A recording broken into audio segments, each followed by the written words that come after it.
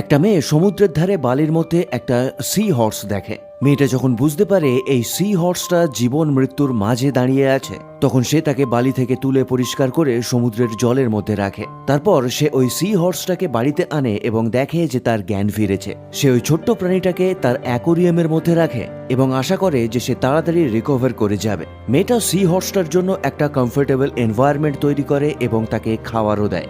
মেয়েটার আদর যত্নের ফলে সি হর্সটা ধীরে ধীরে সুস্থ হয়ে যায়। কিন্তু কয়েকদিন পরেই মেয়েটা দেখে যে সি হর্সটার পেটটা ধীরে ধীরে ফুলে যাচ্ছে। তাই মেয়েটা চিন্তায় পড়ে যায়, ভাবে যে এর অন্য কোনো শরীর খারাপ হয়েছে হয়তো। কয়েকদিনের মধ্যেই তার পেটটা একেবারে ফুলে বেলুনের মতো হয়ে যায় এবং তার অবস্থা এতটাই খারাপ হয়ে গেছিল যে সে নড়াচড়া পর্যন্ত করতে পারছিল না। তবে দুদিন পরে সি হর্সটা অনেক ছোট ছোট সি হর্স জন্ম দেয়। অতএব সি হর্সটা প্রেগনেন্ট ছিল।